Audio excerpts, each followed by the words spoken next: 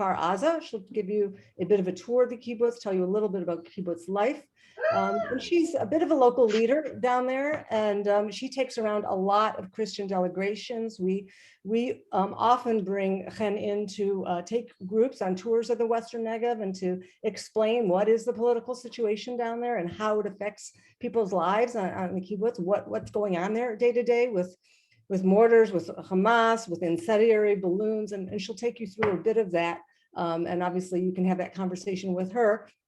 But she's a wonderful lady, and she also actually has spoken at APAC conferences and has gone to the United States too on occasion. So you'll be meeting her in a few minutes. And I just, for myself, as I mentioned, I came from Detroit and made Aliyah 15 years ago. I live up in the Galilee, overlooking the Sea of Galilee, and happy to be here with all of you and to be able to take you on these tours of Israel. So without any more further ado, I'm going to pass this over to Itamar, and we're going to get started on our program for today. Thank you. Thanks again for joining. Thank you, Joseph, and thank you, Elisa. Hi, I'm Itamar. I'm from Jerusalem, working with Elisa in Travelujah, and I feel very honored to be with you this Saturday, showing you the southern part of Israel. So this is just a general view of the Middle East, and Israel is right here in the middle. And you can see the general boundaries, borders of Israel, the Mediterranean on the west, the border with Egypt and Sinai in the southwest. Here's the Red Sea just over here, a long border with Transjordan, the Hashemite kingdom. This is the Dead Sea just over here. Furthermore, and you can see the Sea of Galilee just over here. This is our shorter border with Syria, about 90 kilometers, 60 miles, and the border with Lebanon just over here. Our focus, though, will be in Gaza area that I just gave it a little circle over here, and we'll zoom in. It's very, very important, not just because of the geopolitical overview that we're going to do, but also, of course, biblically. We're approaching Passover. The Jewish Passover is coming up in 1 week, and the Exodus was from Egypt over here. Where exactly was Goshen, the land of Goshen? Some would suggest it's just in this area over here. And the shortest way to get from the land of Goshen to Israel would be through the land of the Philistines. And as we know, the land of the Philistines, they had chariots and they had iron, and God was concerned that this nation of slaves won't be able to make it through there. They won't have enough faith in God. So this is our first connection, of course, to the Old Testament that I pointed out. But of course, it's extremely important in the sense that it's just near Beersheva. Here is the city of Beersheva, the biblical city of Beersheva, where Abraham, Isaac, and Jacob lived. And the land of Grar, which is between Beersheva over here and Gaza over here, this is the land of Grar. It's a land of shepherds, all this area, until this very day. You can see shepherds, Bedouin shepherds in this area. And this is where the patriarchs lived and worked, and Abimelech and Pikol, these Philistine kings and army men, they were from this area, the land of the Philistines and the land of Grar, this area that you can see just over here. Okay, now if we'll examine the surface over here, you'll see the land of the Philistines more clearly, city of Gaza over here, Ashkelon and Ashdod. These are all Philistine cities, famous Philistine cities. Okay, so again, I'll just mark it, Gaza, Ashkelon, and Ashdod. We also have two other places, Gat and Ekron, which are approximately over here. And in general, this is Philistia, biblical Philistia, all this area that you can see, the southwest corner of Israel, the southern coastline of Israel. So let's start with, I'll just point out in the more political aspects of it. I will just show you when was Gaza Strip as a distinct area was created. It started in 1947, November 1947. The partition plan, this partition plan resolution by the UN, they designated the land after the British Mandate period to an Arab state and a Jewish state. And you can see they already had some form of a Gaza Strip over here, plus a little bit parts of the Negev. So this is the very beginning of it. And if we'll just check the, let's say, the development of this region, this small yet very important region of Gaza Strip, very densely populated, that's how it looked like. So this is, again, shows us very clearly the development of the border. So this is the 1947 resolution plan. You can see Gaza Strip over here. After the independence war of Israel with the Arabs in 1948 to 1949, Gaza Strip was in Egyptian hands under a military regime over there, and the West Bank was under Jordan. And after 1967, Israel basically started to settle in Gaza Strip in 24 or 25 different settlements, but Israel withdrew from those settlements back in 2005. So on the political aspects, that's our first few maps.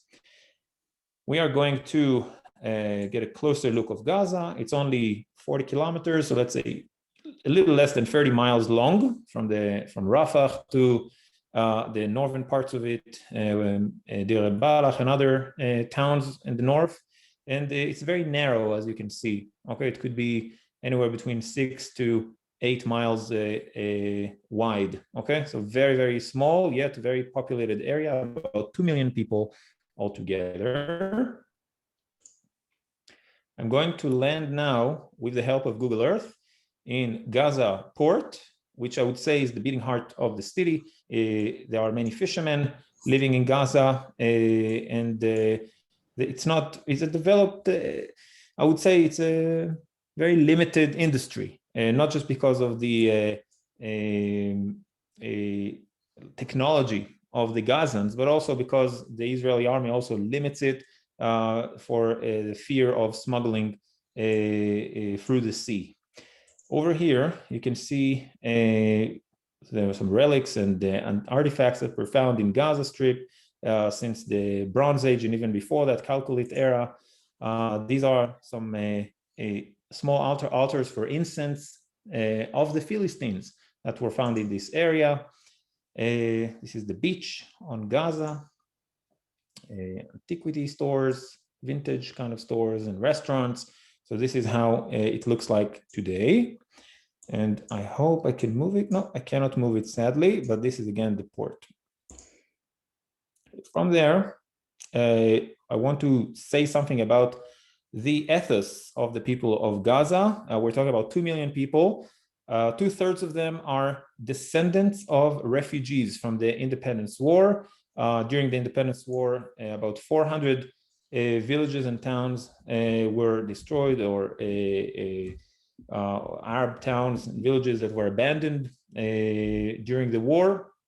And about 2/3 of the population of Gaza are these refugees and their descendants, second, third, fourth generation of refugees. And what you see over here is the lost key. Okay, they're longing for their homes. Okay, so many of them have the keys, some of them lost the keys, but they are still, the keys, an important symbol for the Gazans to return back to their towns. Okay, based on that, all means are kosher, let's say, or all means are okay, including educating for jihad, for war against Israel from very young age, as you can see, holding AK-47 and other trainings, even for kindergarten children, and these kinds of toys of martyrs.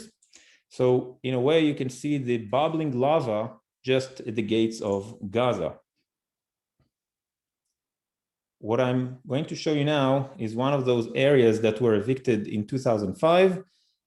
I mentioned that there were 24, 25 settlements in Gaza Strip. This is one of those areas that were evicted, just over here.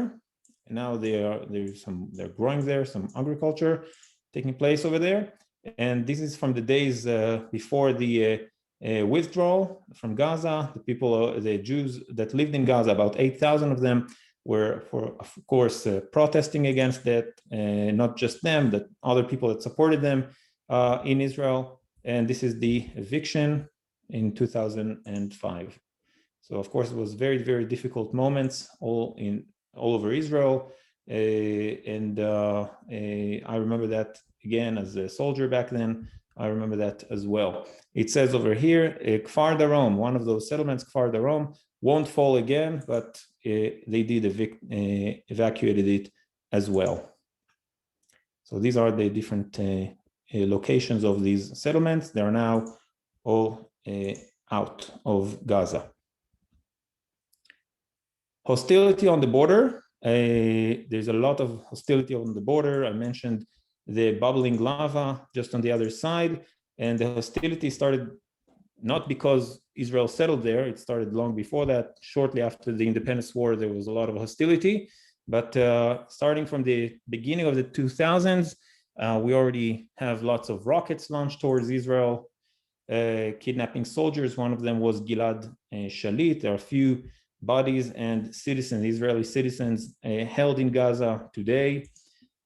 Terror tunnels towards Israel and towards the kibbutz, and the kibbutzim, the kibbutzes over there, as our friend will explain. Kites with explosives that were launched from Gaza towards Israel. Demonstration, very violent demonstrations on the border since 2017 or early 18. So this is again how it looked like when it happened.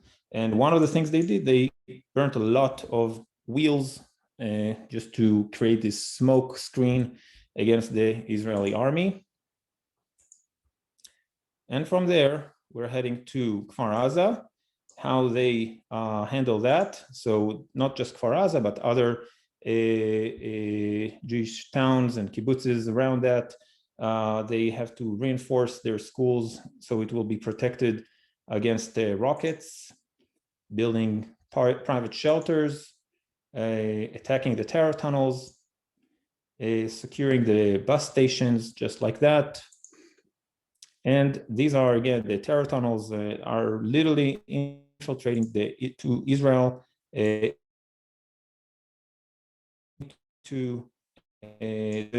so as you can see, it's very, very close. 1 kilometer, 2 kilometers from Gaza Strip. This is already how it looked like, and the terror tunnels really infiltrate all the way in, and most of them were in